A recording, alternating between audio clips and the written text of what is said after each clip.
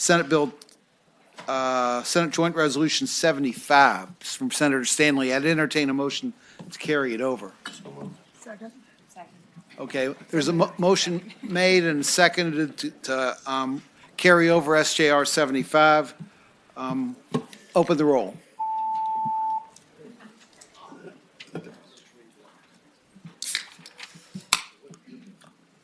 Ten ayes, 0 nays. Okay, that bill is carried over. Senator Eben, you had a couple of bills you wanted to dispose of. Yes, sir. I'd like to continue over to 2021 SB 887 with a letter to Secretary Connor to work on a back-end implementation.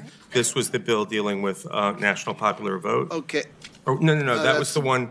Automatic voter registration. Automatic voter registration. I understand there's another vehicle. Okay, so automatic voter registration is going to be carried over for the year. Is that your motion? Do I hear a second? Second. Okay, the motion is to carry over 887 with a letter to the secretary to take a look at this idea. Please open the roll.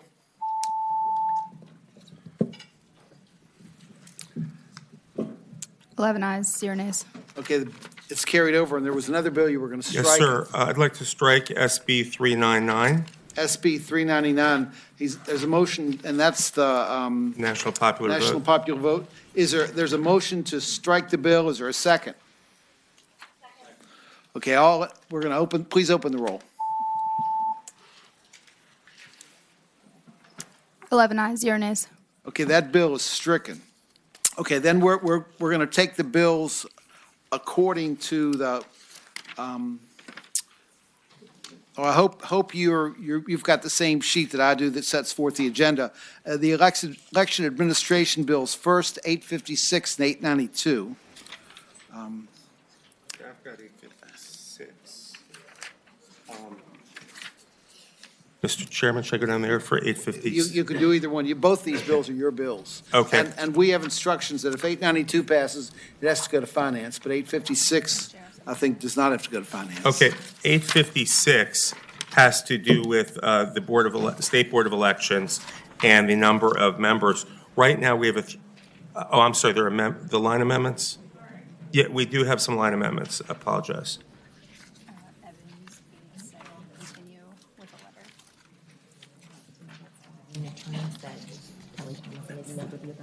Yeah, the line amendments for 856, which are being handed out now, basically changed the term that I was proposing from a 5-year term to a 4-year term, still leaving a new 5-member board, or not a new board, but a expanded board in place.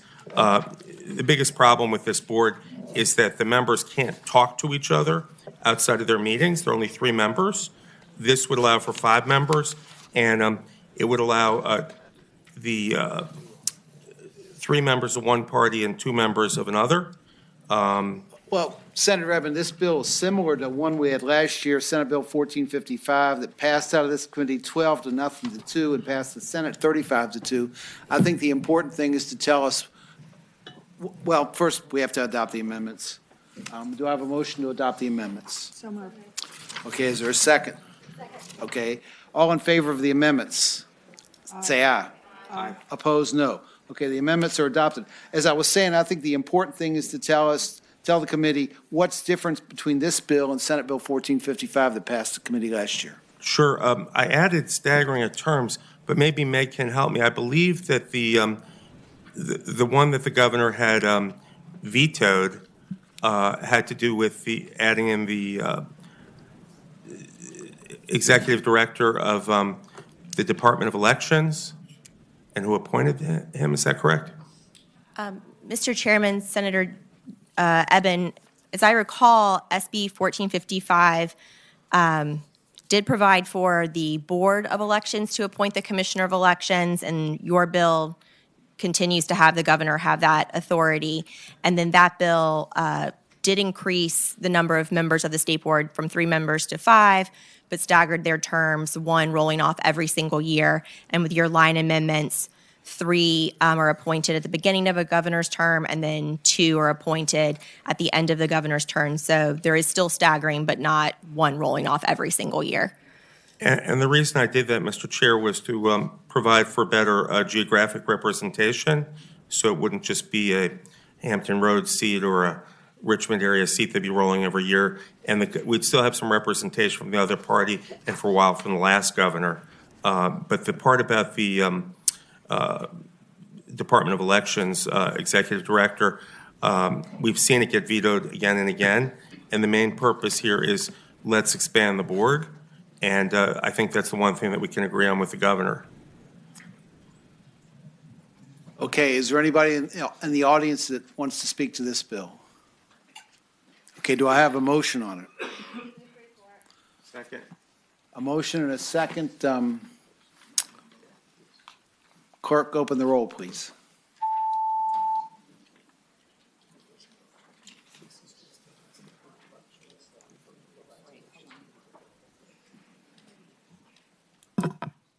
Nine ayes, 2 nays. Okay, the bill passes. The next 3 bills, or next 4 bills, there are 3 bills on the docket in the next section.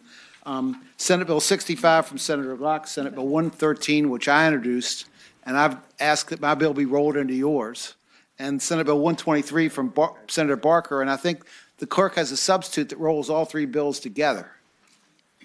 Something want to be the 892 as well under this group or no? I apologize. 892, I apologize for that. The ranked choice. Yes. So we have to do this one first. Okay, Mr. Chairman, this is Senate Bill 892, ranked choice voting with a local option. This would allow I don't know if everyone knows what ranked choice voting is, but voters mark their candidates from their favorite to their least favorite. And what this does in a multi-candidate election is it helps see that the majority of the voters'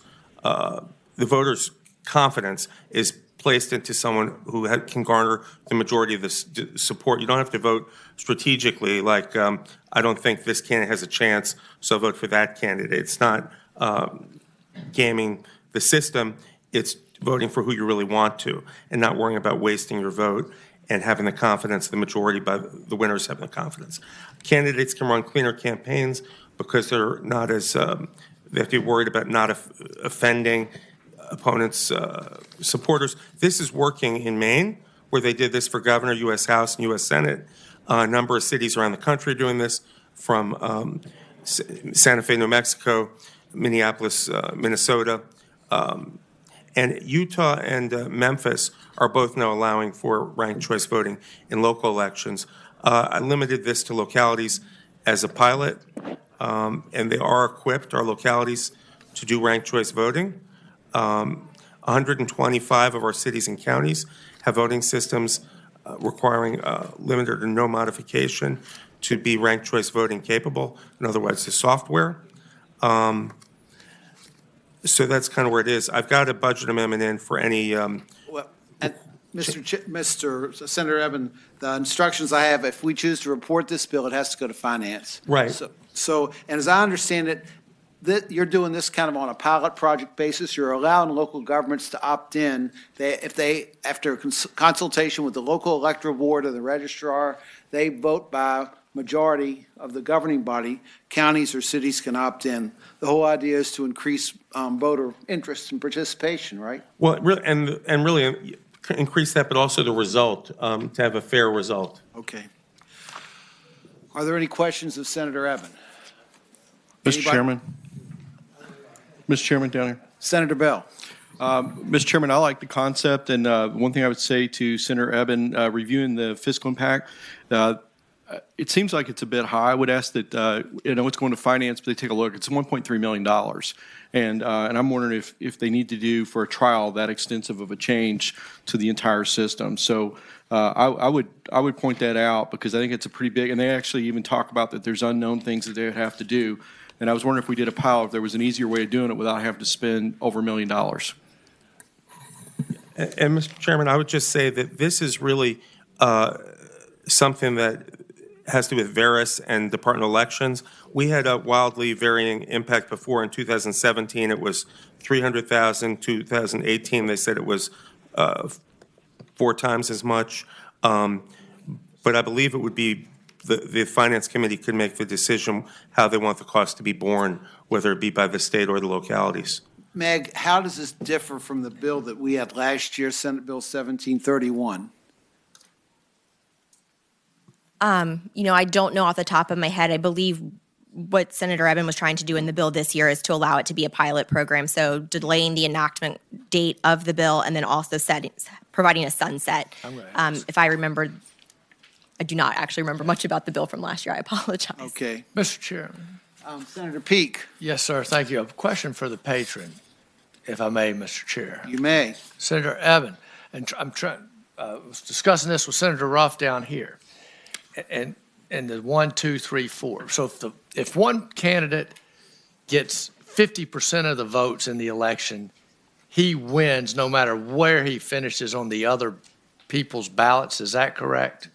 Right, but he would have finished first if he ultimately what you want to do is get someone to 50% plus For one. first. But if he finished 49.5% first, and all the other 4 candidates had each other second, he would then lose. No, Mr. Chair. What it would do is, at the same day, no runoffs that are not instant. It would the last place candidate would drop off, and presumably in that circumstance, most likely, or I shouldn't say most likely, you wouldn't have to wonder about it. If he got that extra 1 vote, if he got 50%, if he gets 1 more vote, then he's the winner and that's done. If more likely it's a situation where you have a 5-way primary with 20% for each or something, and then say 19% for the bottom one, they drop off and then their vote is redistributed. And then you keep They're second choice voters. Yeah. And back to my point, Mr. Chairman. Yes, sir, Senator So Peake. if there are 5 people running, one guy gets 49.5% of the vote and is not number 2 on any other ballot. And then the other guy they keep dropping off, and the guy who got 49.5% but was not number 2 on any of the other ballots would then lose at the end of the day. In that extremely unlikely event, I suppose that's possible. I can't imagine it happening, but it's possible. I never imagined. This is more designed for people like me who want a 5-way primary once, a 3-way primary once. This is for local elections only, but once I might have won, once I might have lost, but there'd be more unity and less question about who was the choice of the majority. This bill has a delayed enactment date to 2021 and also a sunset of 2031. Senator Sproul has a question. Thank you, Mr. Chairman. Mr. Chairman, I'm hoping that we don't support this bill. In Chesapeake, we have elections at large in Chesapeake. Let's suppose that we always have 5 one time, and next time we have 4.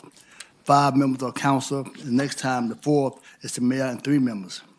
So under his scenario, if they don't get that number that he was talking about, then that means you got to have election all over again.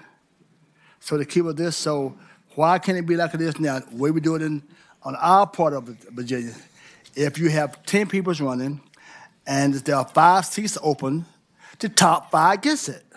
That's it. So there is no dropping off. The top 5 gets it.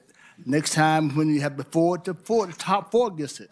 So I don't know what benefit would it be doing that. So I'm hoping that we don't do that. But if my seat wants to do that, then if he want to do it for District 23, which is North Virginia, that's fine. But don't bring that down south. Senator Evan, do you want to respond to Senator Sproul? Very briefly, it's fine. It would not affect Chesapeake unless Chesapeake wanted to have it, and it would be an option. And it would always be the top 4 or 5 finishers if there were 4 or 5 seats. It would just be a matter of getting towards a majority for those people. Mr. Chairman, is it possible that they could codify this to be just for Northern Virginia? Anything's possible. That would be fine if that didn't come to be special legislation. Whatever. Senator Sproul, the Yes, way sir. the bill reads now is local government would have to opt in. It wouldn't be effective in Chesapeake, for example, unless the Chesapeake City Council approved it. Meg? Senator Evan. I'm sorry, sir. Would it be possible to amend this and have it be just Planning District 8? I mean, that's possible. I'm not sure how that would affect, if it's special legislation, then having to have a heightened vote requirement. Well, I would make that amendment nonetheless to limit it to Planning District 8. Okay, Senator Evans made an amendment to limit this to Planning District 8, which is Northern Virginia. Is there a second on that amendment? Okay, all in favor of that amendment, say aye. Aye. Opposed? No. No. Okay, the amendment's adopted.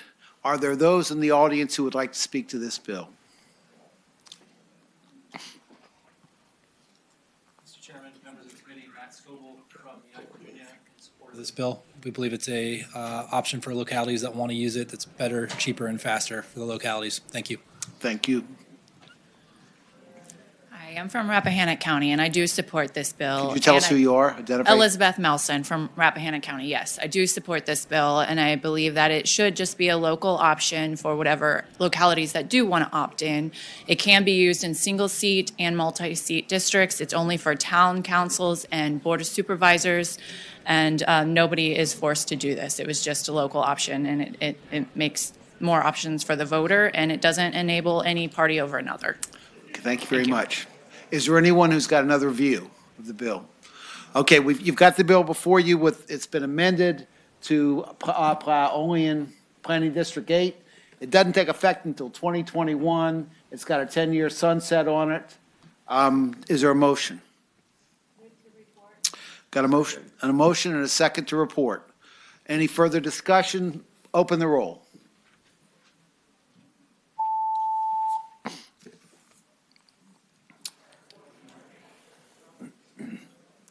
Six ayes, 9 nays.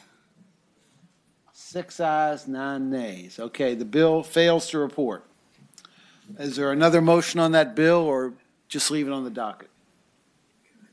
Okay, the next bills in the next block is, as I said, Senate Bill 65 from Senator Locke, my Senate Bill 113, Senate Bill 123 from Senator Barker that deal with voter ID.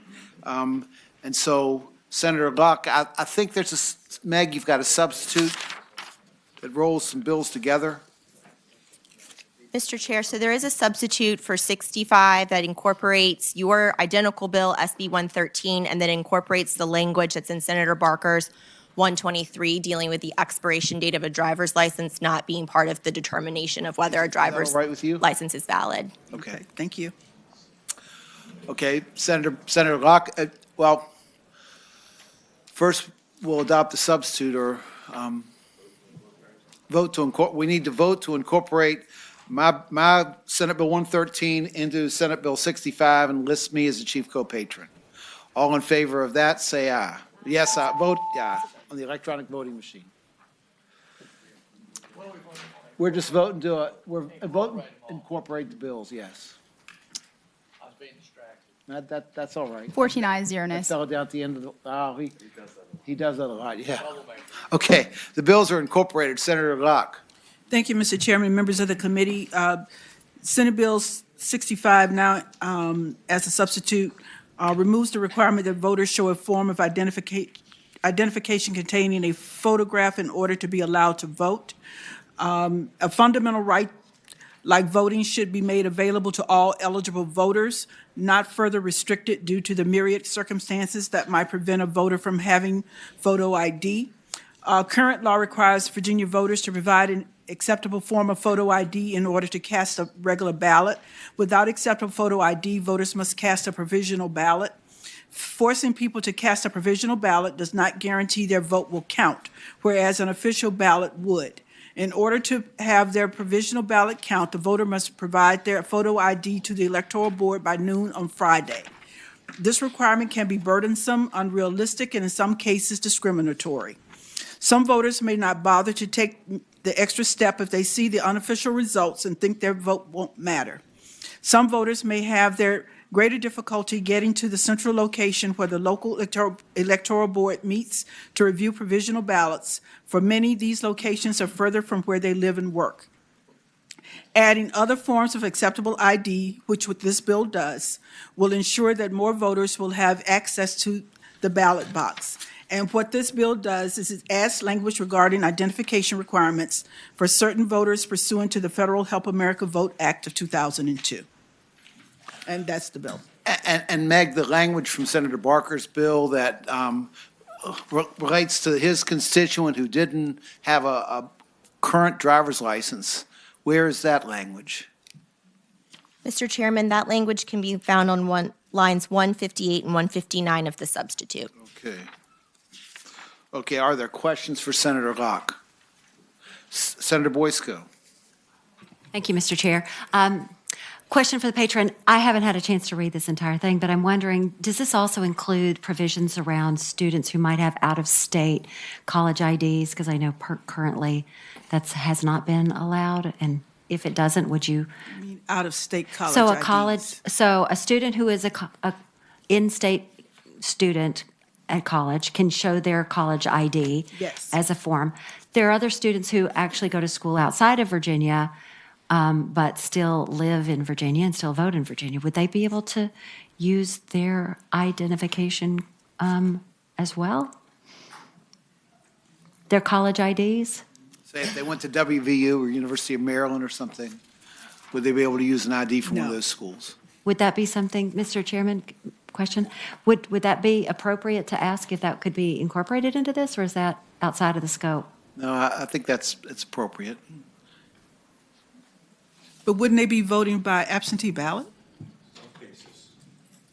I don't mean to get us down a rabbit hole, but not necessarily. My children went to school out of state, and they always came home for the weekend to vote in person, absentee, during the school year. They made it a point. Well, I guess we could say, Senator Boyce, could get your own bill. Yep, I hear you. It was just a question. Thank Yeah. you. Mr. Chairman. Senator Servo. Thank you, Mr. Chairman. I have a question for the patron. Just so I'm clear, this bill does not restore the law to what it was before the voter ID requirement went into effect, right? This is what was in place prior to the photo ID being added. This does not, you still have to present an ID. This just. Right. No, I know, but further question, Mr. Chairman. So I know you've always had to present an ID, Right. but previously, if you did not have an ID, you could fill out an affidavit affirming your identity. I don't see that in here. No, Is that right? that's correct. And further question for staff, Mr. Chair. Senator Eben, or Senator Servo. Or you can call me Madam Eben. Oh, Madam Servo. Oh, yeah, too. So, staff, isn't it true that before the mandatory photo ID bill was in effect, or law was in effect, a voter could, if they did not have ID, they could simply fill out an affidavit at the polling place under penalty of felony, affirming their identity, and that way they did not have to go to the provisional process? Mr. Chairman, Senator Serville, that was in place for a few years prior to the photo ID requirement. That was repealed, and then we added some additional ID requirements, and then we moved to the photo ID requirement. So that had been repealed prior to putting in the photo ID piece. Thank you, Mr. Chair. Ma'am, further question for the patron. Madam Servo. Thank you. So I was just asked the patron, would the patron be find it favorable to reinstate the identity affidavit affirmation if you don't have ID instead of having to go straight to provisional ballot? Because I thought that worked fine for years, and I have a hard time seeing where anybody would commit a felony to vote. I don't have a problem with that. Okay. It would have to be a substitute to the The substitute. substitute to the substitute. Or an amendment to the substitute. Well. Going to be some pretty substantial changes, so it'll need to be a substitute. It'll have to be a substitute, yes. Okay. Well, Mr. Chairman, I don't know what you would want to do that, whether you'd want to. Well, you could also say, get your own bill. But You could, but I mean, now that we're here doing it, and we have a big election coming up in November, it seems to me this is the year to do it. But I would want to know if the committee is favorable to that before we invest a lot of time in it. But it just would allow one to fill out an affidavit if they don't have an ID at the time. Is that right? Right. Correct, and then we need to have that type of language in a couple other places. There are a few House bills to do this type of thing. I do know that it does take a little bit more than just adding in some language in the And I'm a subsection. little uncomfortable adopting something in concept. Would you be all right with letting this go if it's going to go forward, letting it go and coming up with a floor substitute? It's fine with me if the chairman wants to do it that way. I'm happy to. Well, I just don't know, because we'd be adopting something in concept right now. We don't right. have the language in front of us. That's right. And I would have thought about it before, speaking to Mr. Chairman, I would have done that ahead of time, but I thought that's what this bill did until I just read the sub and realized the affidavit wasn't in there, so. Well, let's wait and prepare a floor substitute then. Okay, we'll do. Are there any other questions of Senator Locke? Okay, are there those in the audience who would like to speak to this bill? For or against, I'd appreciate it if you'd come on up and get in line so we can get through it. Mr. Chair, members of the committee, Tram Win with New Virginia Majority, and we enthusiastically support this legislation. Thank you. Thank you. Thank you, Mr. Chair. Anna Scholl with Progress Virginia, and we also enthusiastically support this legislation. Thank you. Yes, Mr. Chairman, Senators, Carol Nagle with League of Women Voters, and we definitely want to eliminate hurdles for voters, but we want this to be very clear, what is available, what they should use, and it's not confusing. And I'm worried about the confusion right now. Are you worried about the confusion of the substitute? I haven't seen the substitute, so I don't know. Okay. Well, the language is basically from the bills that were introduced. Right. Are you worried about the language of those bills? I'm worried about the language of the bill, yes. Okay, well, tell me which language you're worried about. Well, I'm worried about lines, this is not the substitute. Right.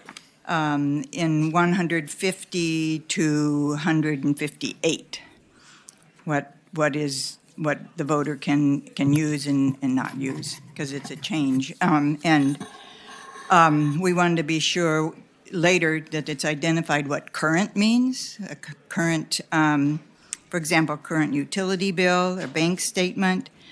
And then it shows that sometimes they have to have an address on what they bring and sometimes not. So down the line, however it is determined, we'll need a lot of voter education. The way I read that, current utility bill, bank statement, government check, paycheck, or other government document containing the name and address of the voter. The name and address are required on all those documents, aren't they? No. Well, on those documents, but when an employee brings their ID, there's no address on that. So we want to make sure we know whether or not they have to have an address. Okay, thank you. Okay, thank you. Is there anybody else? Okay, the bill. Mr. Chairman. The substitutes before you. Mr. Chairman. Senator Bell. This may be a question for council. The points you made up of current, does the code specify what current is, just so an election officer wouldn't question that? It's my understanding that was language that was in the code before, wasn't it? I mean, was there ever an issue about whether current means, what current means? Was that an issue raised before? No. Not that I was aware of. I mean, that did come out before I got here, though.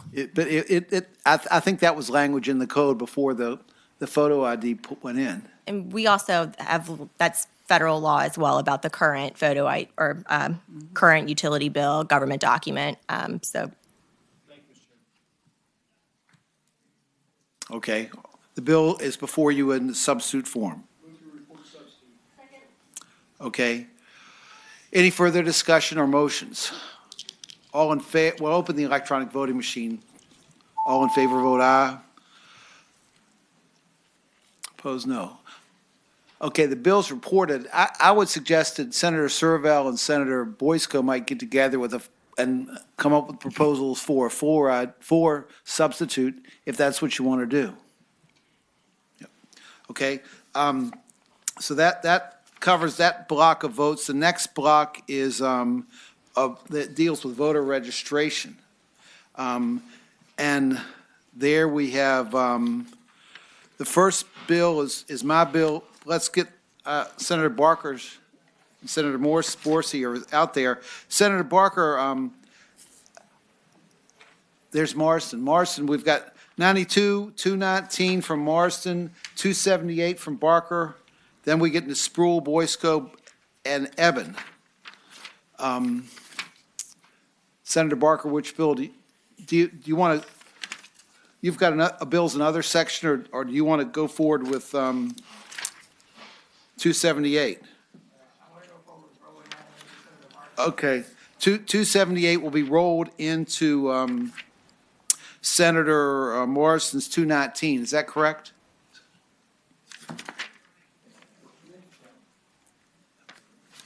Meg? I apologize. 219 and 278 are exactly the same, aren't they? That's correct. Okay.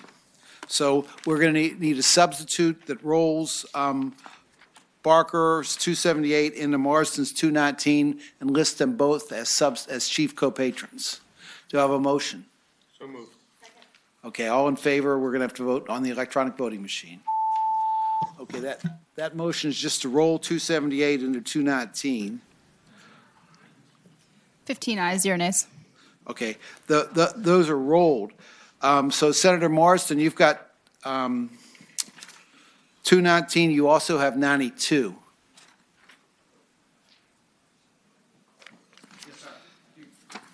And both of them are requested by the Finance Committee, should we choose to advance them. So you're going to have to, that'll be the motion to report and re-refer to Finance. Okay, so present your bills, please. Great, thank you very much. First, Senate Bill 219. Okay. This bill will require that the Department of Motor Vehicles will ask qualified voters over the age of 17 if they would like the required information to register to vote to be sent to the Department of Elections to be forwarded to local registrars to determine their eligibility to vote. So this is an opt-out as opposed to an opt-in option. There'll be a warning that the provision of a material or false statement to is election fraud and punishable under Virginia law as a felony. The bill also requires that Virginians will be able to update their voter registration information in the same manner as they update their information at the DMV.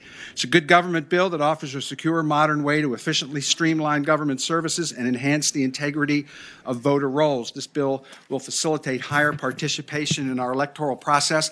And Mr. Chairman, in an era when it's tough to get people out to vote, states that do this have the highest voter turnout. It is likely to lead to about a 5% increase in voting. Okay, thank you, Senator Morrison.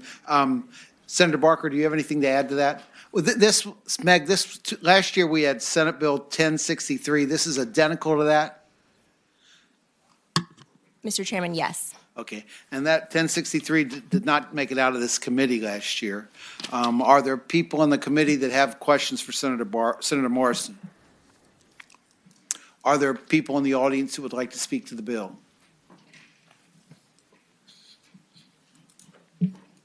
Tram Win with New Virginia Majority, and we support the opt-out AVR process. Pew did a research on Virginia's opt-in process in 2018 and found that it really streamlined the voter registration process, lowered costs, and increased efficiency, and opt-out takes it another step further. So we support this legislation. Thank you. Okay, thank you. Mr. Chairman, Jenny Glass with the ACLU Virginia. We support this legislation. Thank you. Thank you, Mr. Chair. Anna Scholl with Progress Virginia, and I would echo the comments of my colleagues and ask you to support the bill. Okay, thank you. Are there people that have a contrary view?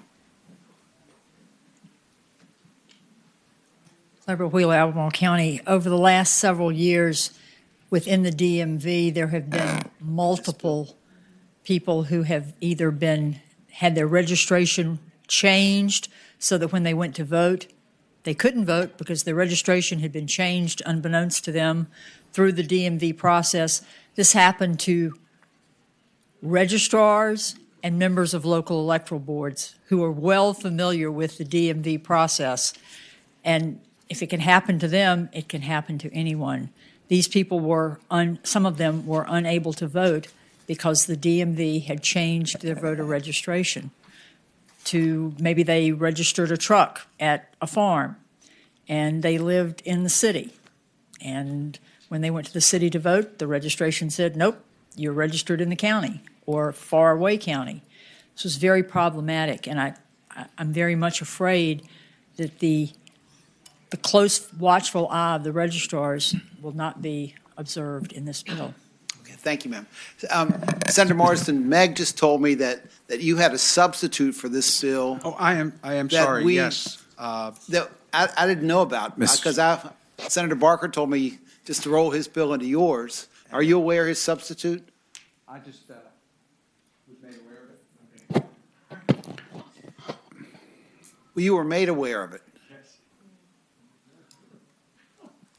Okay, well, it's not really before, so I guess you can offer it as a floor substitute. Can we offer the floor substitute? If it makes it to the floor. We'll just go with what we've got. Mr. Chairman, Senator Servell. I have a question for the patron based on what I think, is it Miss Harrington? Is that right? What she just said. Wheeler. Dr. Sorry. Wheeler. Dr. Wheeler, right, sorry. She just said that people who might be submitting paperwork for titling a car or registering a car might get their address changed. My read of your bill says that it only applies when you're changing your address on your license or special identification card. Am I right? I believe that is the case, Senator Servell, and that might be an existing problem that the DMV has, but I don't know that this bill impacts that particular problem. Is that in the substitute? Senator Sproul. No, that is, we don't have the substitute before us. No, the substitute's not before us. We're not going to consider that.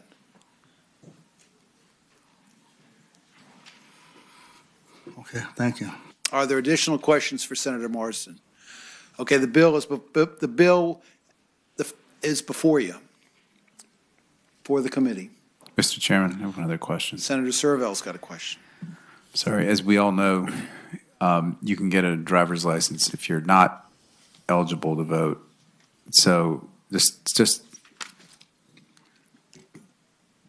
so I'm clear, what kind of screening is going to go into this process to ensure that people who aren't eligible to vote don't end up either getting registered or?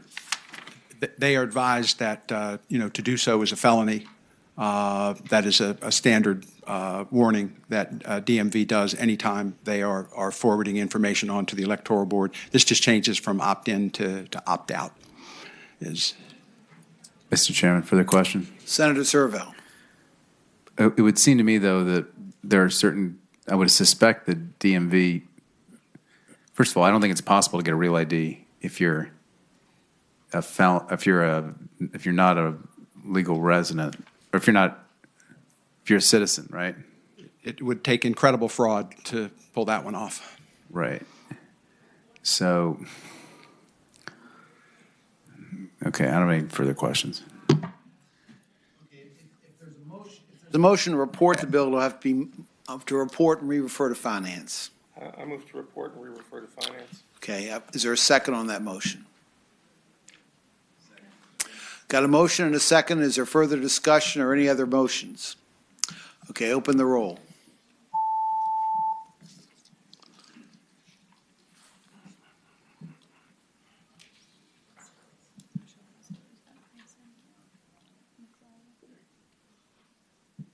Nine ayes, 6 nays.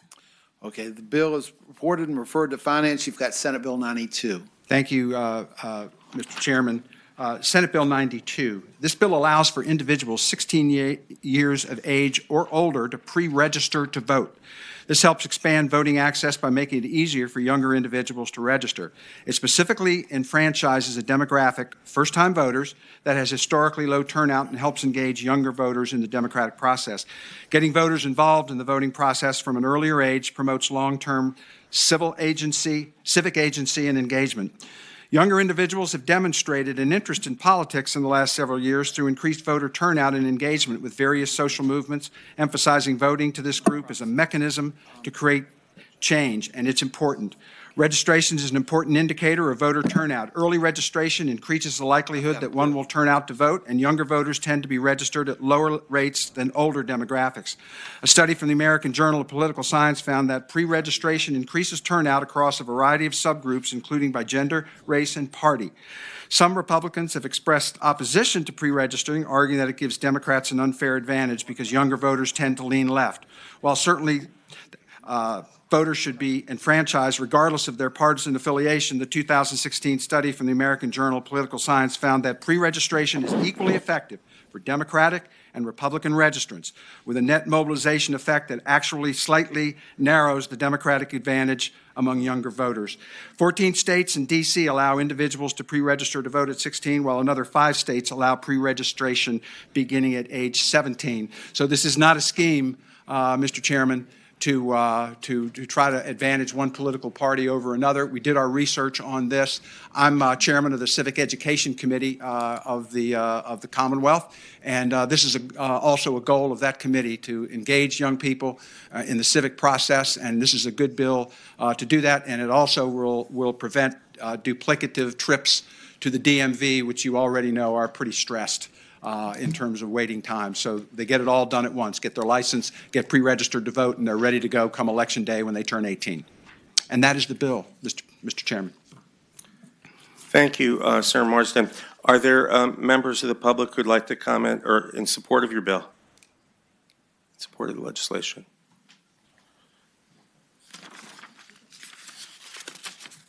Mr. Chairman, members of the committee, Julia Billingsley with Virginia 21. The work that we do with young Virginians, particularly around civic engagement, often informs us that the reason that first-time voters often miss voting that first time is a lack of registration due to the information and experience that they're missing as first-time voters. So we believe that this bill is a great step in the right direction to giving students that information and experience in pre-registering as a first step, and then later down the road having that experience to register to vote and vote for the first time, leading to a lifelong experience of civic engagement. And we are supportive of this bill. Thank you.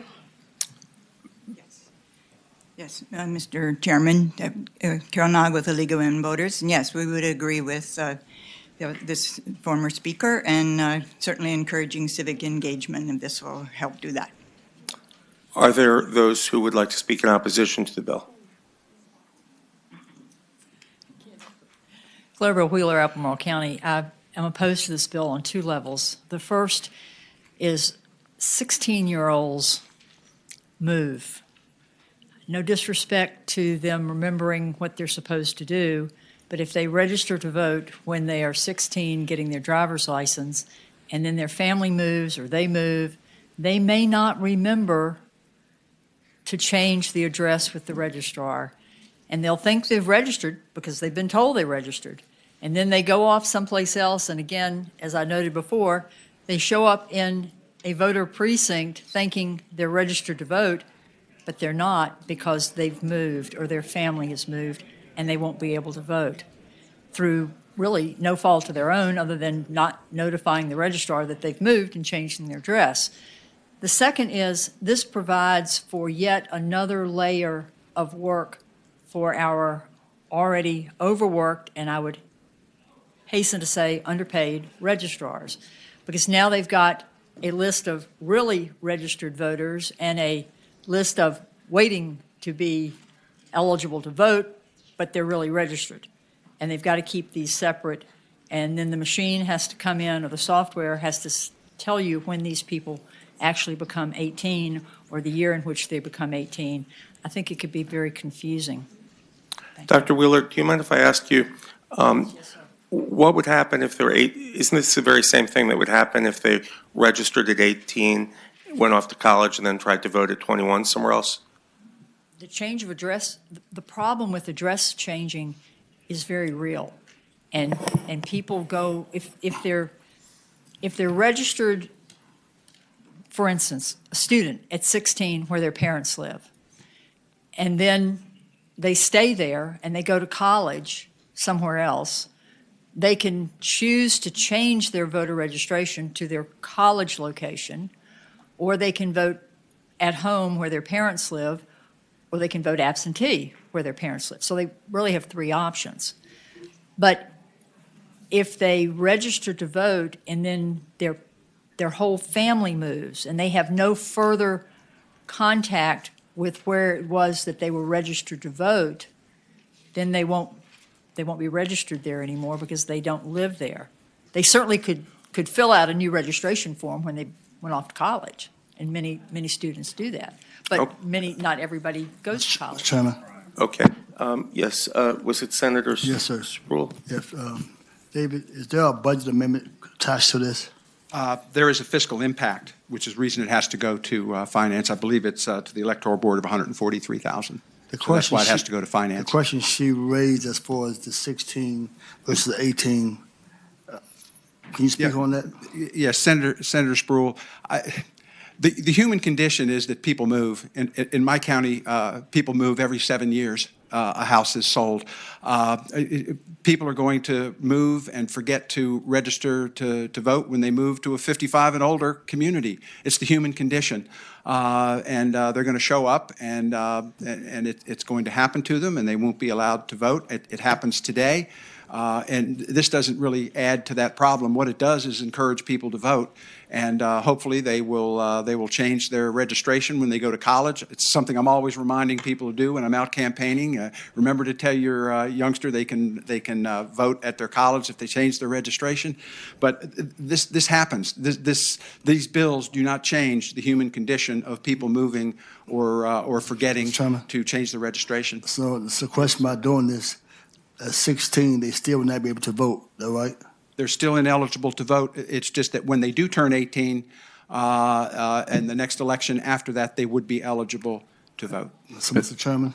Yes, sir. So I'm 16. Let me use my boys for example. When they were 16, they forget when they walk out the door and come back in the house at 16. So at 16, so when they turn 18, so who will remind them, say, hey, you're 18 now, you're automatically, or will there be a notice sent by somebody to say, hey, you registered at 16, but now you're 18, now you're registered to vote? Well, something has to happen. They themselves are 16, when they register at 16, well, they have to go down and say, hey, I'm 18 now, register me, or with the register's office, they had to send them a letter saying you're 18 now. I think more people, Senator Sproul, forget when they turn 18 that they're eligible to vote. This will be a cue that, hey, a couple of years ago I did register, and it used to be that the electoral board sent you a voter ID card to your house. I don't know if that is still the case, but the notion here is to make sure that people are registered, that we have a process to do that efficiently, and that's what we owe the voters. Mr. Chairman, last question. So let's say if they do not, and I'm 16 and I'm turning 18, and I do not go down to vote, and I'm away in college or anywhere, and I do not, so I automatically cannot vote because I have not. So I'm trying to find out, they got to go down in one way or the other. They got to go down again, whether to notify them I'm 18 or something. So if they got to do it anyway, so what's the point of them filling out something at 16 to say that when I become 18, when I become 18, I have to go down there anyway? Senator Sproul, Mr. Chairman, Senator Sproul, most young people are going to be in the same residence. They can then vote absentee if they choose to, if they're gone off to college. They do have discussions with their parents in civically engaged homes. The vast number of people still, don't, not the vast number, but very often the majority of people don't vote. In the years when rerun, it is very, very low. It used to be 30%. It was higher this time around. But this is encouraging more people to vote. It is not a fail-safe system. It is not foolproof, but it will get more people engaged earlier in the process, and that's a very, very important thing to do. And it has shown in other states to increase voter turnout by 5%. Mr. Chairman. Thank you, Senator Sturgill. A question for the patron.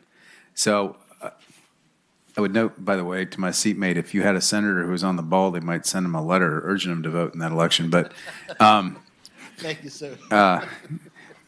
But so my daughter turns 18. My second daughter turns 18 in July.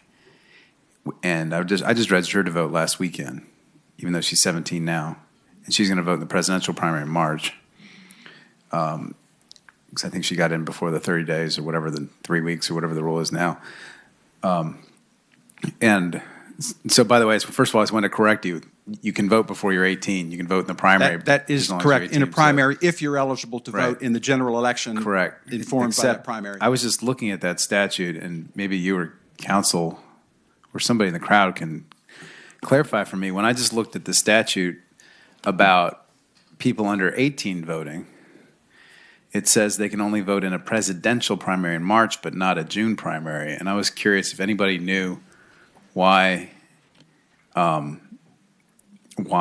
the code makes that distinction. It says, I'm reading 24.2, 403 right now, and it says, notwithstanding yada yada, any person who's otherwise qualified will be 18 on or before November the general presidential election shall also be permitted to register in advance and also vote in any intervening presidential primary and any other primary held on the same day as the presidential primary. And I don't know if does you or counsel have any idea why the June primaries are excluded? Only long-term members of the Privileges and Elections Committee would probably have that information. It may be that the bill that we passed for former Delegate Melanie Rapp was in the presidential year. But Meg, were you working with us then? You were not, were you? I'm sorry, which year? You were probably in junior high school, so. But do we have any? One who wants? We have someone who wants to answer that. Walt Latham, Registrar in York County. I think, and it's a constitutional provision too, that you can vote in the primary if you're going to be 18 by the time of the general election. I think that the presidential primary part was put in there as an exception because, let's see if I can explain this. In York County, the next general election is November. In Williamsburg, the next general election is May. And so if you're going to be 18 in York County in August, then you can register and vote in the presidential primary.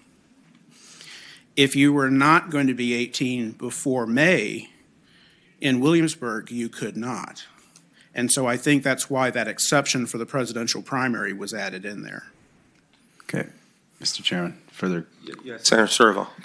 Well, I would just say to the patron, first of all, I just looked, and it looks like that this stuff was added in 2004 when I just looked it up in legislative service history here. But it would seem to me that if we're trying to get young people to vote, that if we were to pass this bill, we should also make it clear that they can vote in any primary for an election where they're going to be 18 in the general. And that ought to be added to this if we pass this bill. The title of the bill has... Even if Kate Hanley keeps wincing at me. The title of the bill, 219, does that allow for that, Meg? To change that, to add that? I mean, I cannot presume how someone would weigh in on a germaneness challenge, but I do think that there could be one, given that you say pre-registration of persons ages 16 or older, and then to add this type of piece, someone could argue that it's beyond the one object rule. But Okay. Senator Servo, without getting too far off track, I want to ask the patron, is that something that you all want to do? Because we don't have too much time. I think today. that's perhaps next year's bill. Okay. And I did want to just make one point before we hopefully start to close this up. We were talking about how often people move, and Dr. Wheeler talked about how people move after they register. And I would just point out that when you're 16 years old, typically in high school, and typically families do not move while the kids are in high school, making it less likely that they would be at a different address when they're able to first vote. And I agree, Mr. Chairman, and also this is another incidence where you can get two things accomplished at one time with a trip to the DMV and cut down on the wait times that people experience. Okay, I think we've heard about this. Or people have further discussion, or is there a motion? Mr. Chairman, just one quick question. Would there be a role of the pre-registered voters, or they would not show up anywhere until they actually became eligible for registration? That is correct. Okay. Their registration does not become legal until they turn 18. So it would not be a public document. With that, Mr. Chairman, I move to report. Okay, all those in favor, please vote aye on your machine.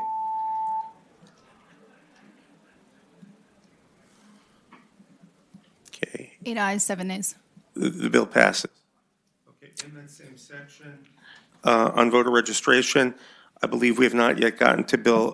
Thank you, Mr. Chairman. Thank you. Was it 555 was next? Okay, Senator Sproul. You would have Joe Moser, you want to hear him first, he was out there. Senator Morsi have the same, is he in that same section on voter registration? Do you have a registration bill? No, sir. Okay, I think we should Okay. keep by section, Thank you. and we'll get to you next. Thank you. Mr. Chairman, Senate Bill 555, what we're trying to do is look at the codes in the Virginia codes, and this bill would appeal 4 acts of the General Assembly regarding barriers to voting for people of color. And what they're trying to do is so often go back and look at this old code stuff and those things that were in the books to stop people of color from voting. So we're trying to get rid of them 4 at a time.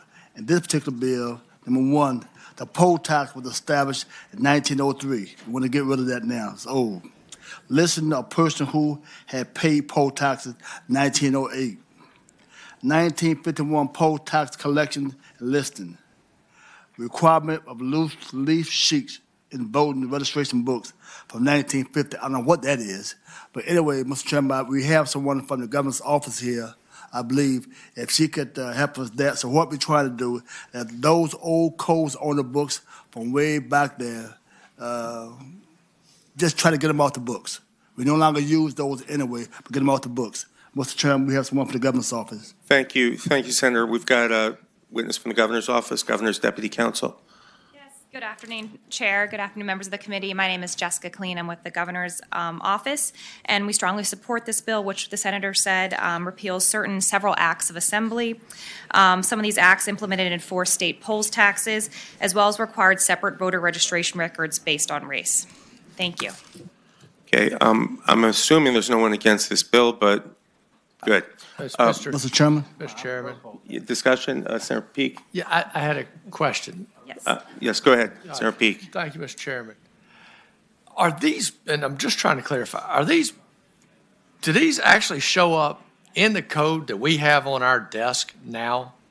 Mr. Chairman, Senator Peake, I'm happy to explain that. These are from the Acts of Assembly, and at that time, Acts of Assembly can be both parts that were in the code at the time and also uncodified law. So they still have the enforce of law, but they don't necessarily always appear in the Code of Virginia. So Mr. Chair? Senator. So the ones that say Acts of Assembly, they're just in whatever was printed at that time, are Acts of Assembly reprinted every year? Yes. And so if I got a current Acts of Assembly, these would be in there?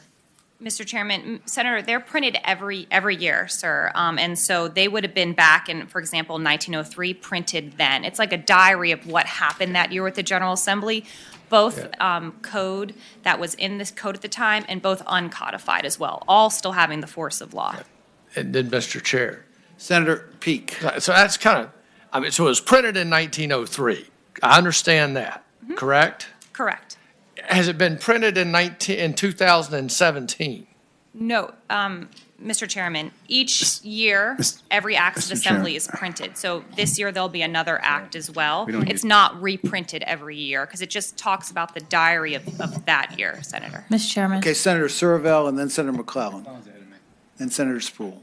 McClellan's ahead of you. Yeah. Okay. So when we pass bills now, you'll notice once it's finally passed, once it's signed by the governor, it'll say Acts of Assembly. And then each year, all of the bills that pass that year are published in a book.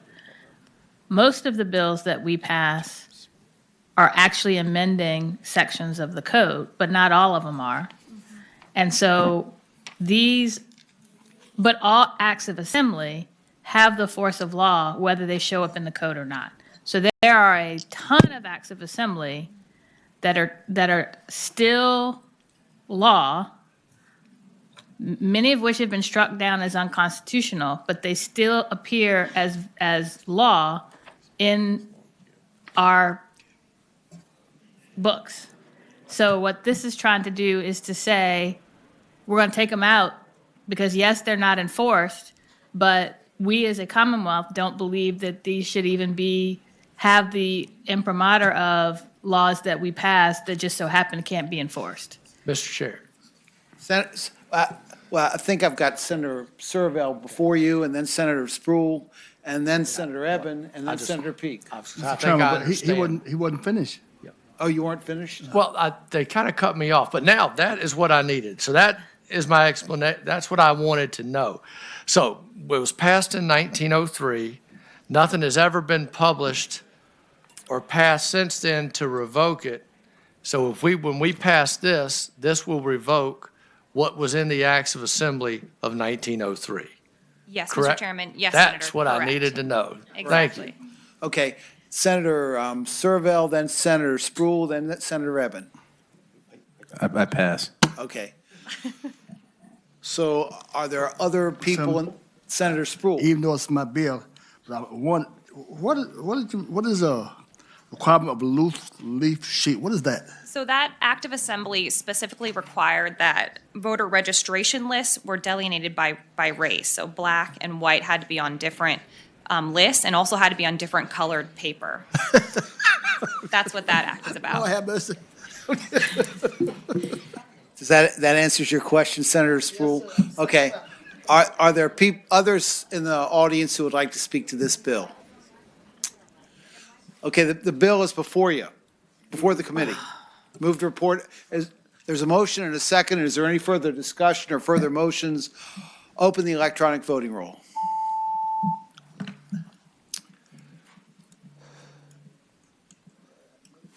You have Senator Howell. 15 ayes, 0 nays. Okay, the bill is reported. The next bill on the list is Senate Bill 666. We go from 555 to 666. Senator Boysko. The sign of the devil. This is not an evil bill. 666 deals with voter registration. Currently, and I do have line amendments that You're next. I believe Megan has for us. Is that, do you have the amendments? He's going to go next. Okay.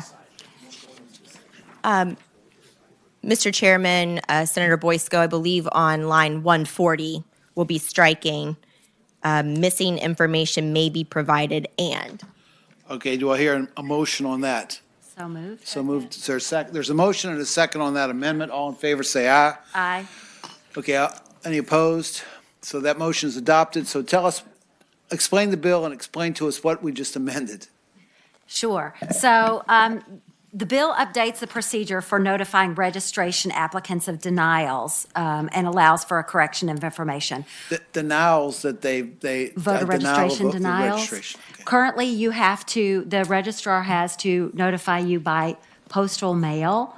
And I actually came up with this bill because a group of students from George Mason did not have P.O. boxes, and they were not getting their denials at the university, and asked if we could bring us up into the 21st century so that we could use phone numbers and emails and allow the registrars to contact the applicants by those forms as well as by mail. And let's see what else you need to know. So this may be made by all available means within 5 days. So it requires the denial of an applicant for a voter registration to be provided by a general registrar to the applicant within 5 days of the denial. It can be made by all available means, including telephone and email, which is already on the application form. It requires the registration to request the registrar to request that the applicant provide his telephone and email. Currently, that is optional. And I have a student representative of the young woman I've worked with in the past on this she sent a letter. She's now at business school, I believe, and just wanted to share her thoughts because she really shepherded this bill the first time I ever carried it. Okay, are there questions for Senator Boysko? Mr. Chairman, Senator Surville. Telephone and email are like, so boomer. I was wondering if we could add like Snapchat and WhatsApp and. But in any event, more seriously, I do have a serious question. Okay, please ask it. So, I'm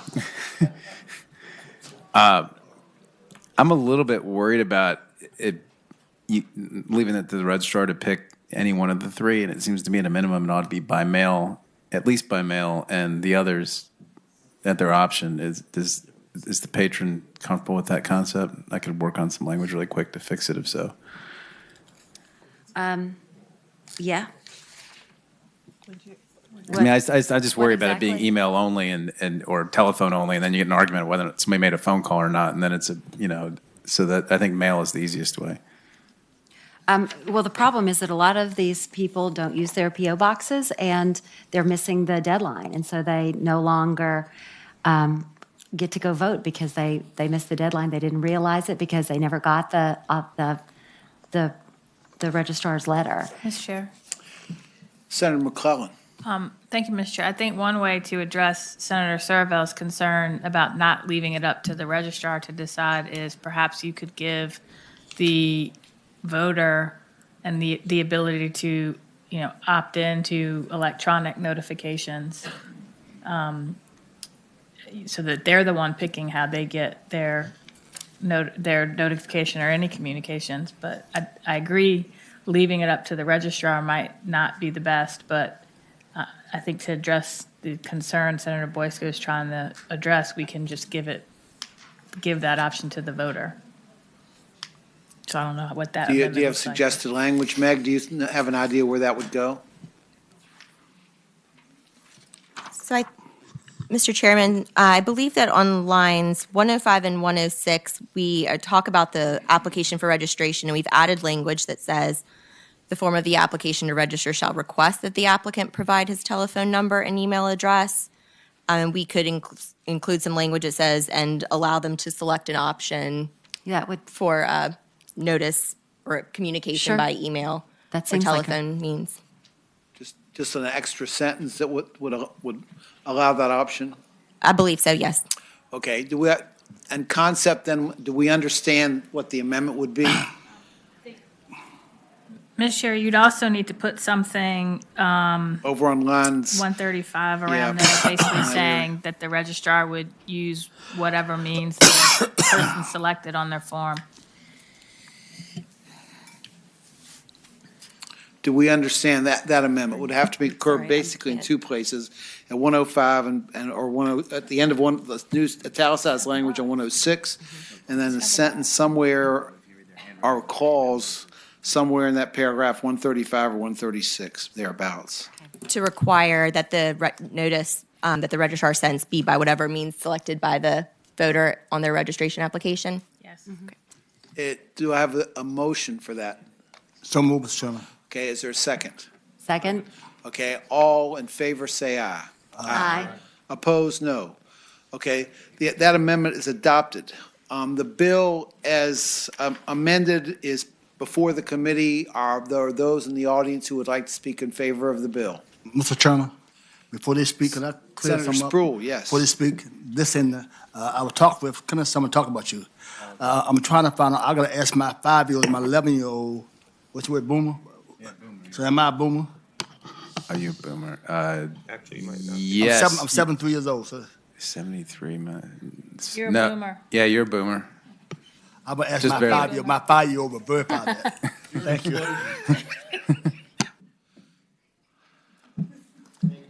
Yes, ma'am. Well, Mr. Senator Chair, Peake has a question. and anyone here, whether it's patron or not, if they decide they want to provide their email and phone number, will that be protected and not able to be given to anybody who wants to contact them after they've registered to Mr. vote? Chair, we already have the ability on our voter registration, and it is public. That's current. That's the current state. This doesn't change that at all. Okay. Yes, ma'am. Mr. Chairman and committee, my name is Orchid Koo, and I'm reading a letter in support of SB 666 from Danielle Melton. Dear members of the Privileges and Elections Committee, my name is Danielle Melton, and I am a recent graduate of George Mason University in Fairfax, Virginia. I write in support of SB 666, which would allow local boards of election to develop a system for notifying individuals who attempt to register to vote if their registration application was denied. I am proud to have worked alongside then Delegate Jennifer Boysko in 2018 to draft this bill when I was a student at George Mason University, which was done after seeing firsthand the need for such a system of voter registration denial notification to be established. In the 2016 and 2017 election cycles, I worked as a volunteer doing nonpartisan voter registration. Throughout my time volunteering, I helped many individuals register to vote using paper forms which were completed by hand. While these forms provide an extremely efficient means of helping busy people register to vote, they also present a risk. Voter registrars are more likely to have difficulty reading an individual's handwriting. An individual may forget to check a required box on the form. Individuals from immigrant backgrounds may have non-traditional middle or last names, which cannot be easily fit onto the forms. Therefore, inevitably, some of these forms will be rejected. However, for the individual who completed the voter registration form, they have no way of knowing that their form was rejected until they show up to vote on Election Day, at which point the deadline to register to vote has passed. This legislation addresses that challenge by allowing voter registrars to call, text, email, or mail a voter registration denial notification to an individual who completed a voter registration form but had their application denied. This system ensures that those individuals who wish to vote are appropriately informed if their voter registration form was incomplete and can help them complete the process of registering to vote on time. This legislation can also be used to protect vulnerable voting populations from being disenfranchised. In the weeks before the 2019 elections, Fairfax County rejected the voter registration applications of 171 students at George Mason University, arguing that these students did not provide a valid physical address when registering to vote, instead only providing a mailing address. Despite the fact that students have been using this mailing address to register to vote for years, and USPS does not deliver mail to physical addresses on campus. Fairfax County was not required to or able to inform students that their voter registration applications were denied. Thankfully, student advocacy and a late-term court case ensured that no students were disenfranchised in this instance. This situation could happen to any Virginian who has a similar mailing address situation, like a nursing home and apartment complex.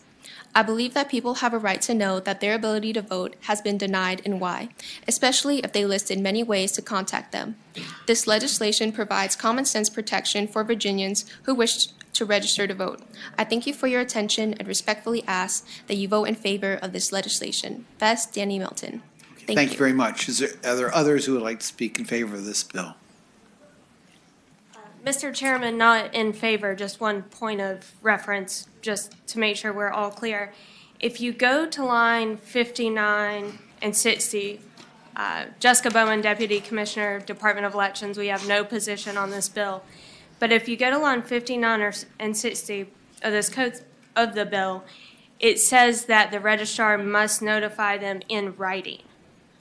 So if you want to get rid of that, then it would be, and just want it by email, or are you saying you want it to be both? I think Meg has a response to that. Okay. Mr. Chairman, I was just talking with Senator Boysko, and I think what we can do is when we were going to make that amendment on lines 132, 133, what we'll say is that notice shall be given in writing and in whatever form selected by the applicant on the application for registration. Just want to make sure we're all good. Okay.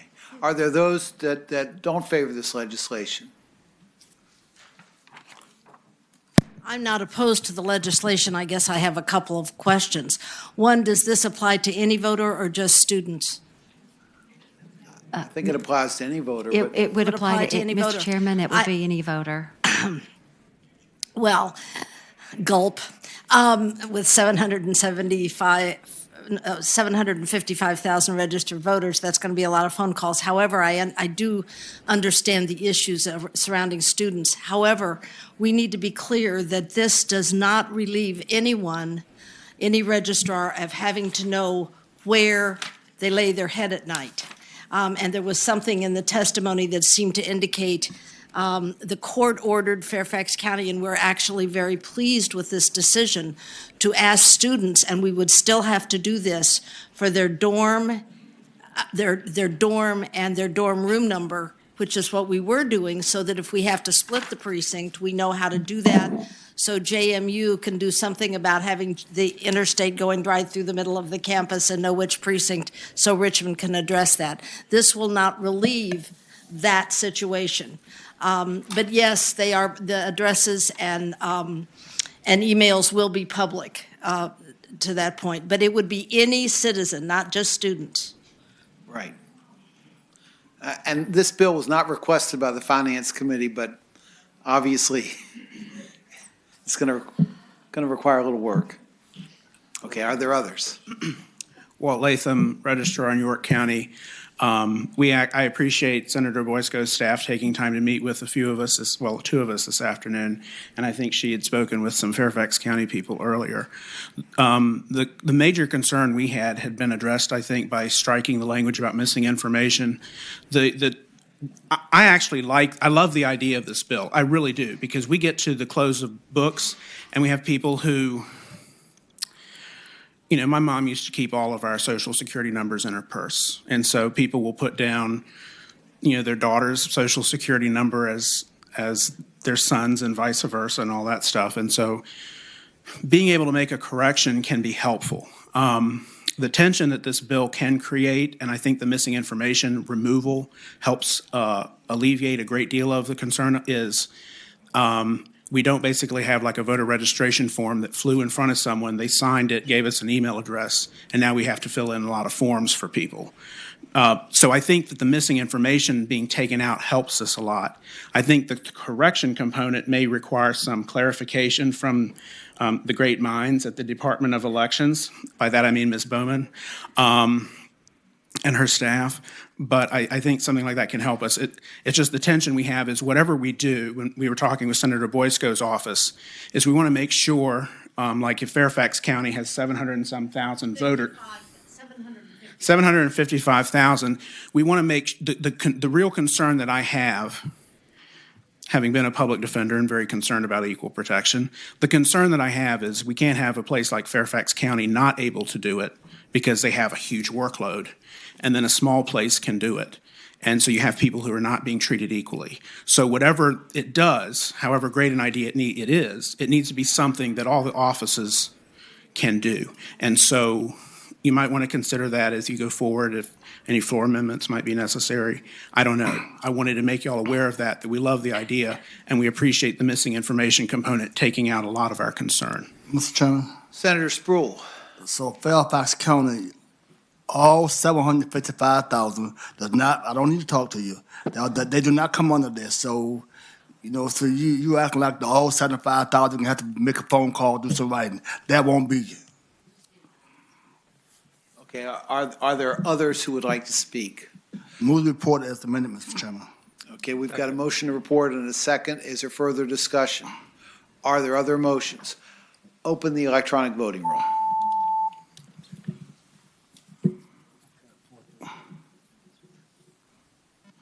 Okay, the bill is reported. There are a couple more bills in this section, but Senator Morrissey, you've been sitting out there all patiently and missing agriculture, where your vote's been needed. I know. And so, and I've been trying, Joe. I know. Good morning, Mr. Chairman, members of the committee. SJR 58 and SB 820, they relate to a second reading of a constitutional amendment for a personal property tax exemption for a motor vehicle owned by a disabled veteran. And Meg, the second reading is in exactly the same form as the first reading. Yes. Yes, Mr. Chairman. Okay, Senate Bill 820 that puts the bill on the ballot, it's worded correctly as well. The question that will appear on the ballot is found on lines 92 through 94. This would be the opportunity for the committee to make changes to it if they wanted to. Okay.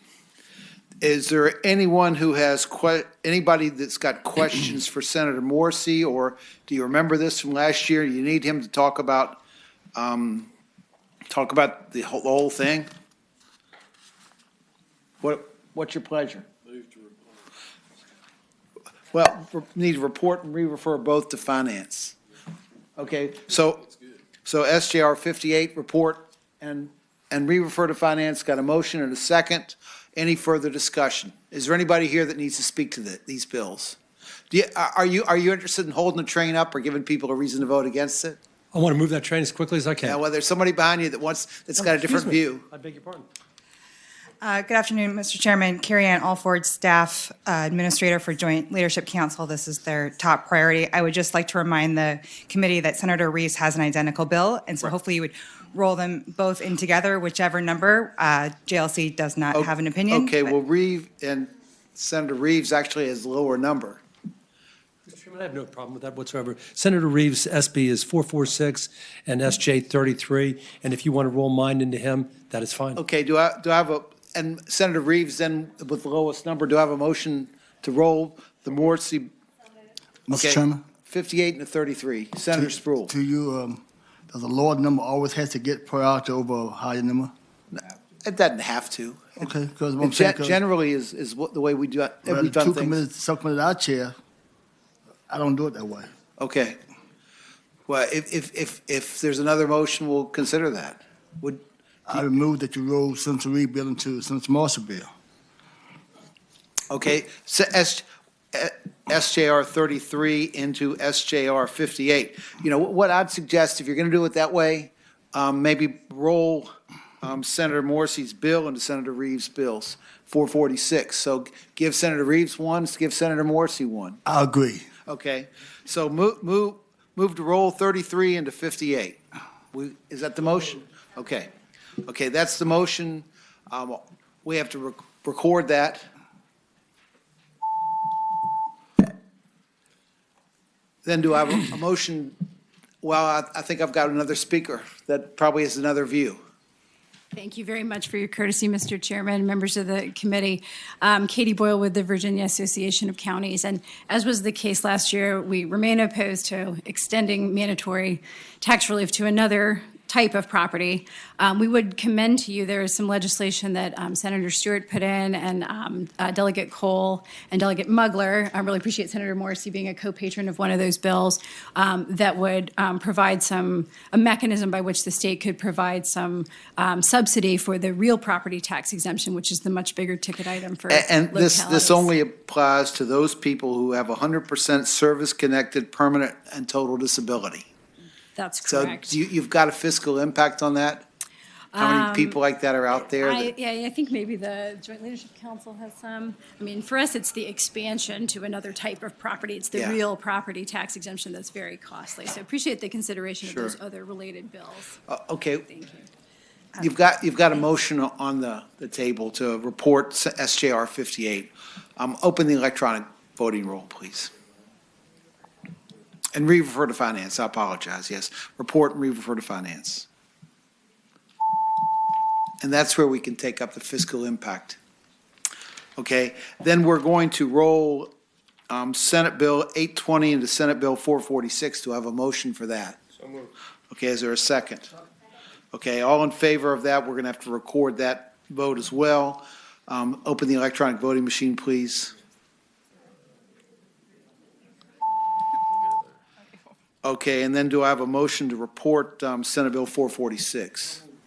A substitute form with both as chief co-patrons and all. And that's going to have to be re-referred to finance as well. So we've got a motion and a second to report and re-refer to finance, and understand that's a top priority for the joint leadership. Understand that there are fiscal concerns that the local governments express. All in favor, open the electronic voting machine, please. Okay, Senator Morrissey, that bill is reported as well. You've got Senator Howe. You've got another bill, Senator I do, Morrissey. Mr. Chair, and just for staff's purposes, SB 820 and SJ 58, mine are the same bills, and of course, they also parallel Senator Reeves' SB 446 and SJ 33. What we did is we rolled 33 into 58, and then we rolled 820 into 446. Perfect. So you are both going to be chief Oh, co-patrons. that's fine. You will both have a bill on the floor. Thanks. All right, Mr. Chair, I do have one other bill. 1082. 1082. Yes. This bill prohibits any single contribution or any combination of contributions so that they cannot exceed $2,500 from an individual or $500 or $5,000 from any committee to any one candidate in an election. That election means a primary election is one election, a general election is another. So that would limit, it's a campaign contribution limit bill. Just a couple of points, and then perhaps I'll pause and take any questions if there are any. There are 39 states right now that have limitations on contributions in their election cycles. Virginia is one of 11 states that does not. By comparison, in North Carolina, the maximum contribution limitation as of January 1 of this year is $5,400. In the national average in a state senate is 2,947. The national average in a state house race the limitation is 2,539. So this is not something that's unique as far as other limitations in the country. And the other thing that I'll share with you is the following vignette. I remember 30 years ago, I was a Commonwealth attorney in the city, and I remember there was a state senate race where the wife of a former governor who had passed was running for the state senate. I'm having one of those moments, and I can't remember the last name. John Dalton's wife out in Edie Dalton, yes. Henrico County. And I remember the race was $335,000, and I was just shocked. I couldn't believe that much money was spent on a state senate race. Mr. Chairman, Senator Spruill's question to the patient. Certainly. 3 questions. First of all, a race in Hampton Roads, a very competitive race in Hampton Roads, will get up to $350,000. Wait a minute, I'm getting where I'm going. So if we take that $2,500 you're talking about, but a very competitive race in North Virginia will easily be $1.5 million. Now, so is it fair? To me, I say yes, because the strongest I can get is $350. But $2,500 for the primary and general election, a very competitive race. I'm talking about the Democrats. Forget about the Republicans right now. I'm talking about the Democrats. A very competitive race in North Virginia. So you mean to tell me, how could they run a very competitive race? This is the first question, Mr. Chairman. How could they run a very competitive race on that scenario when that will work well in Hampton Roads, but in North Virginia, easy, they could spend $1.5 million on an $18,000 job. Sure, so I'm saying, so where would they get the money from? It's a very good question, Senator. First of all, let me tell you what my bill is not. It is not a limitation on the amount of money that can be spent in a race. It's the amount of money that an individual can contribute. And during the middle of my vignette, the point that I was making is that was a huge amount of money back then, but now we've had 2 House races that spent north of $3 million and 2 Senate races that spent north of $5 million. Mr. Chairman, second question. Then he was saying not spent. Well, let's take you for example. I was hoping we'd get there. No, but I'm saying I'm being fair. So you were saying, well, not spent. So with me, I don't have the kind of money that Joe Morrissey got. Everybody knows that. So you were saying not raised but spent. So if I spend that kind of money, I can't afford to. You can. You got a whole lot of money. So my question then, I want to do it legally. Sure. I want to do it legally. And so if I spend that kind of money, my grandkids will shoot me because they want my money. So, but the question is, so how would I do it legally? Because you were saying not raised but spent because you, out of this last race, you pretty much funded your whole campaign, pretty much. Yes, sir. I could not have done that. So why are you putting burden on me to not raise money illegally, but you were saying spend my own money? I don't have that kind of money that Joe Morrison got. I could not have raised that kind of money to win the election. All right, another good question, Senator. First of all, since you did bring up my race, I was actually outfunded almost 10-1 by my opponent, but this does not prohibit other people from contributing to the race in any amount that they want. I would like to introduce a measure to address that, but it would be, at this point, it's unconstitutional. Last question, Mr. Chairman. Senator Spruill. Last question is that in Petersburg, in Hampton Roads, we don't have, we have a couple of people that got money in Hampton Roads, but in Northern Virginia, that's the bank. And Hampton Roads will credit unions. So they could have many folks that can give $2,500 because that's where all the money is in Northern Virginia. So many folks can give $2,500. So with that, so if I want to run statewide, for example, so all the money that we have in Northern Virginia, and they can go from list after list, even now when the Democratic Committee, because I have to use that for an example, when they raise money, the majority of money comes from North Virginia. And now let me give them credit. I always talk about it all the time, because 40% of all Virginians live in North Virginia. You agree with that?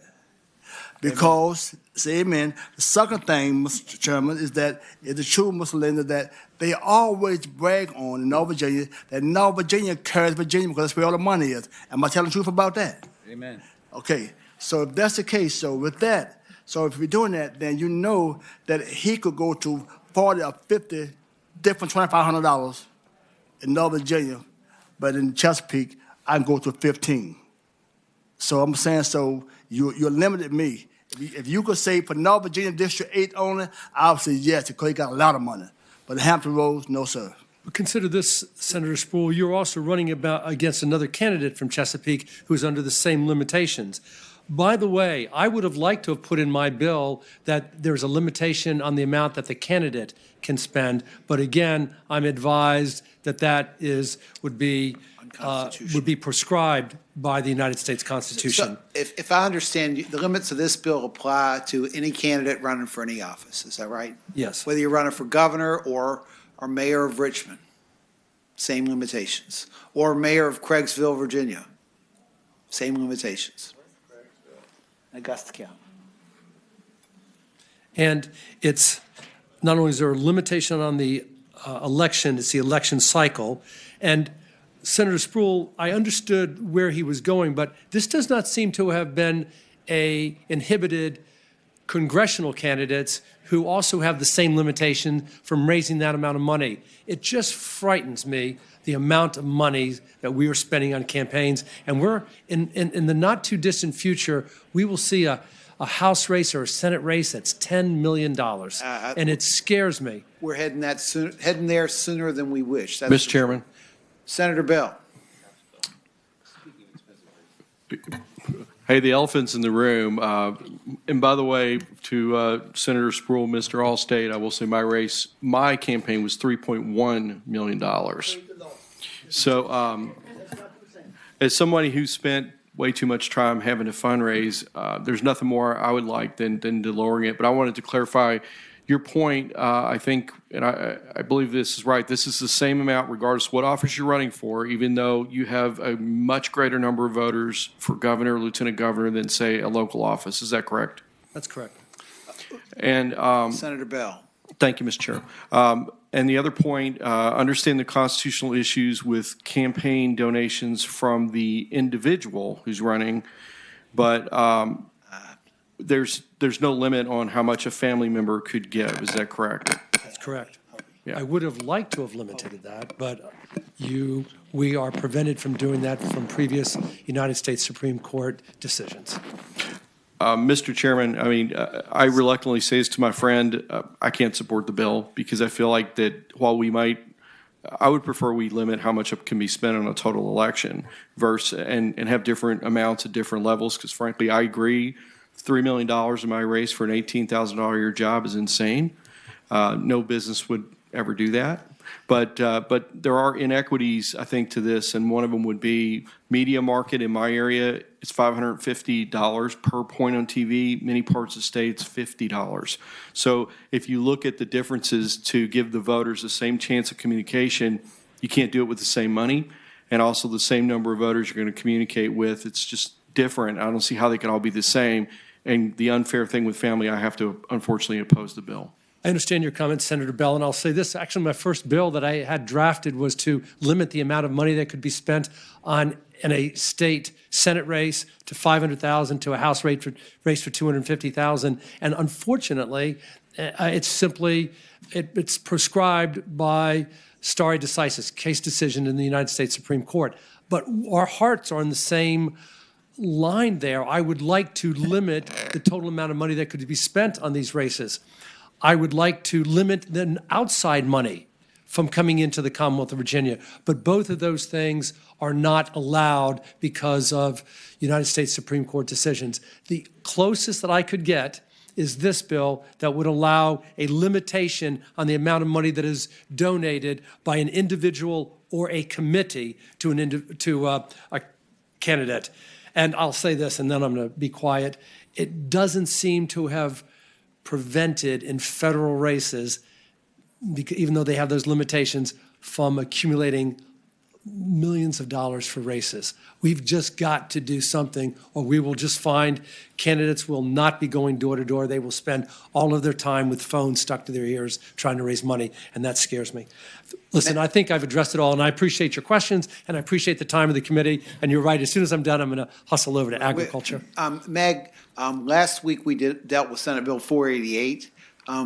Do you recall how this bill compares to that? Mr. Chairman, they had pretty different provisions as far as the types of offices that were going to be subject to the limitation, the amount of the limitation, and who were going to be prohibited from giving in excess of that limitation. But I did flag it as a campaign finance bill similar to one that we had seen prior. Okay. Are there other questions for Senator Morrissey? Are there those in the audience who would like to speak in favor of Senate Bill 1082? Are there those who would like to speak in opposition? Well, the Senate Bill 1082 is before the committee. Is there a motion? Move to report. Is there a second? Second. Motion and a second to report. Is there any further discussion? Are there other motions? Open the roll. All in favor vote yea. Opposed vote nay. Okay. Okay, thank you, Mr. Chairman. Have a good afternoon. Okay, well, go back to the last section. I wanted to do the bills in sections, and I've got a bill, and Senator Eben has a couple of bills. And Senator Eben, if you want to take your bills first, that's fine with me.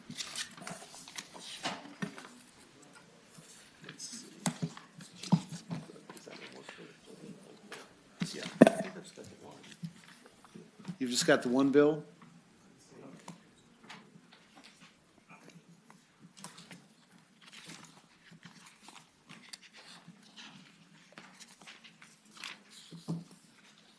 Thank you, Mr. Chairman, members of the committee. This is Senate Bill 857, voter registration events in public spaces.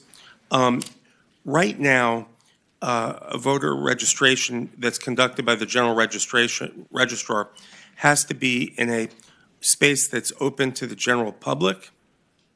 That means if you have a high school assembly on 18-year-olds registering to vote, or a naturalization ceremony that's not open to the general public, that they cannot have voter registration there. And this simply says, or the federal courthouse where they conduct the new citizen ceremonies.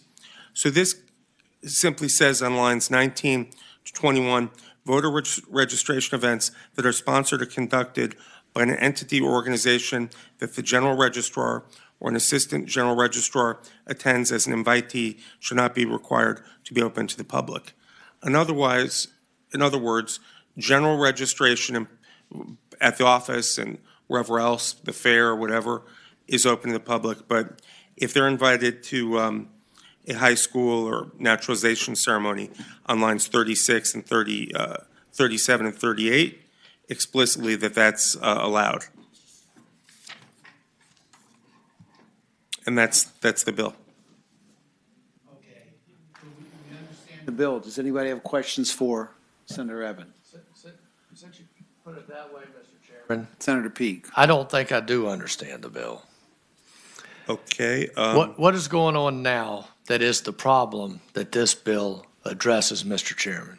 One of my registrars, Mr. Chairman, informs me that she cannot go to the federal courthouse in Alexandria to conduct a semi-monthly new citizen registration after people are sworn in as United States citizens because the federal courthouse is not open to the general public.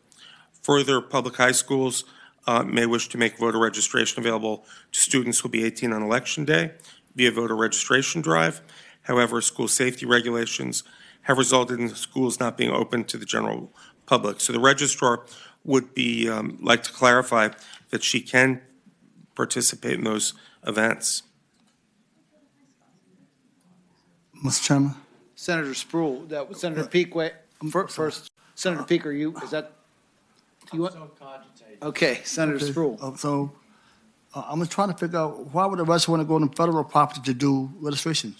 Oh, if there's a new citizen ceremony where you're sworn in as a U.S. citizen, a lot of times when they do them in public in Market Square in Alexandria, they will register folks to vote right there because it's a public space. But if they do it in the courtroom where there's limited seating, it's not open to the public. But that's a federal courtroom, right? Yeah. So that's just where they hold them. Okay, They're sworn in at federal. So second question, do we have the authority to say in a federal courtroom, do we have the authority to say that we want to hold such event in a federal? Oh, we're not requiring that the events be held. We're allowing them. We're allowing that when you. What happens if they say no?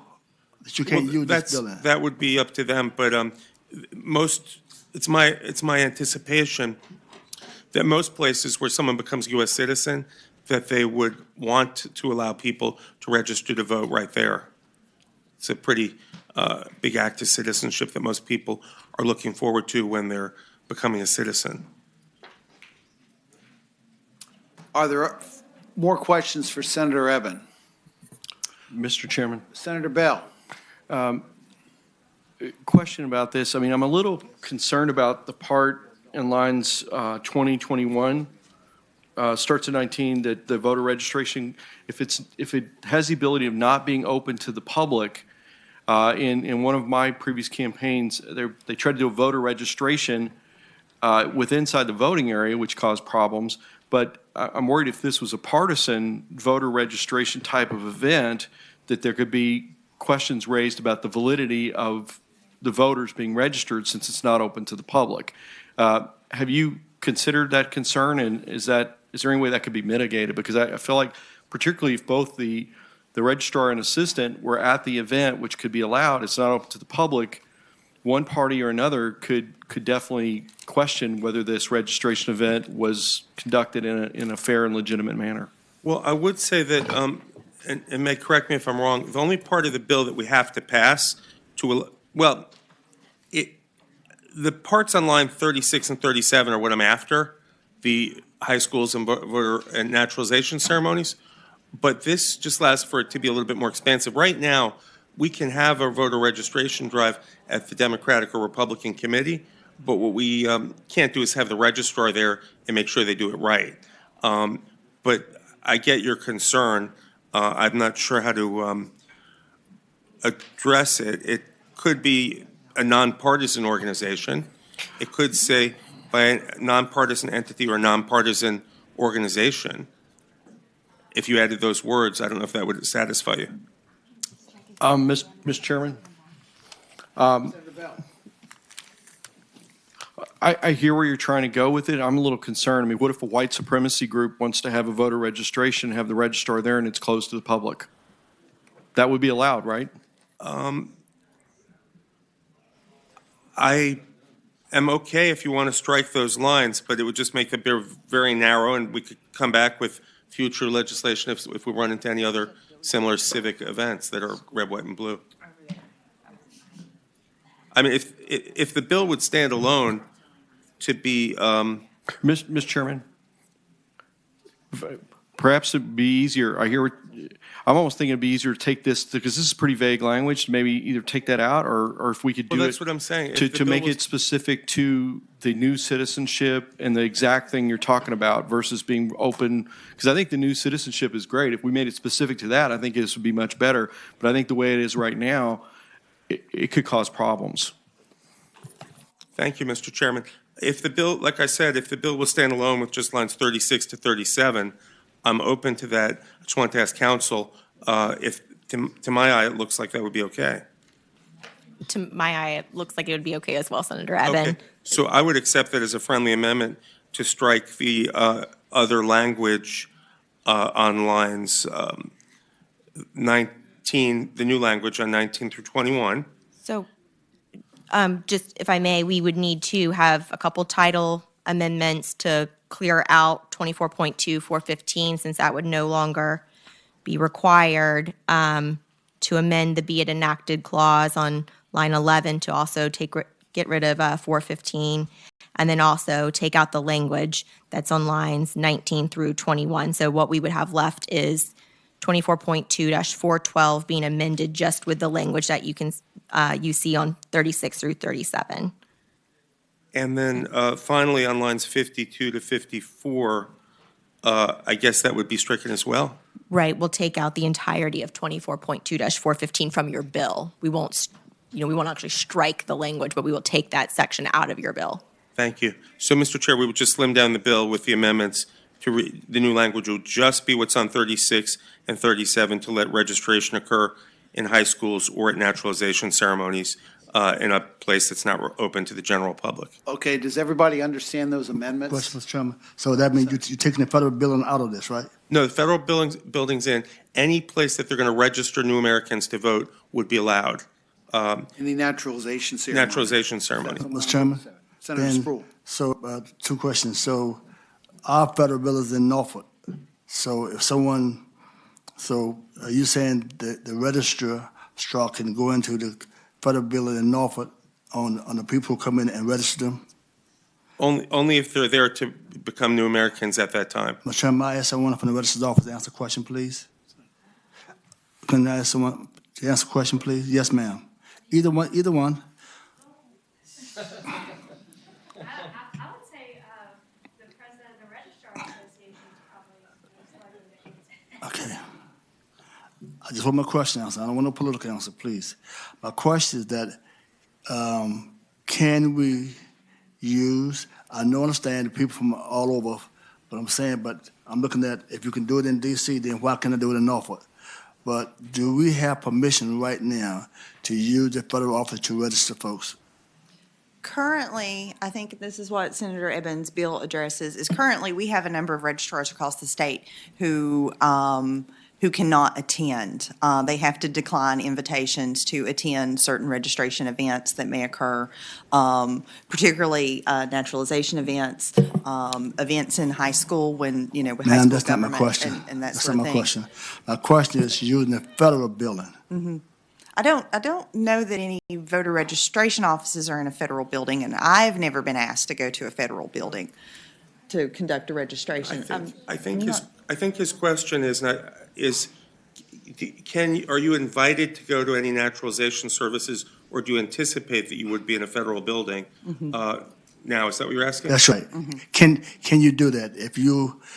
Can you use the federal building to do what he is trying to do? Do they give them the permission to use that? It would depend on whether or not the naturalization ceremony was being held in a public part of a federal building or a non-public part of a federal building. Thank you, ma'am. Thank you, Mr. Chairman. Okay, we've got the amendment before us, and it's been moved and seconded. All in favor of the amendment, which would leave nothing but the new language on 36 and 37 to the bill. All in favor of that amendment, say aye. Aye. Opposed, no. Okay, the amended bill is before you. Are there those in the audience who would like to speak in favor? Allison Robbins, Director of Elections, General Registrar in the County of Wise, and President of the Registrars Association. We support this bill. We supported the original language. We support the amendment of the language. We think it goes a long way to allowing general registrars to assist with voter registration events that take place in a nonpartisan manner, and will ensure that voter registration applications that are taken, particularly from new citizens, are completed properly and easily accepted. Thank you. Okay, thank you. Are there others? Are there those who have a contrary view? Okay, got a motion to report. Is there a second? Is there further discussion or other motions? Okay, open the electronic roll.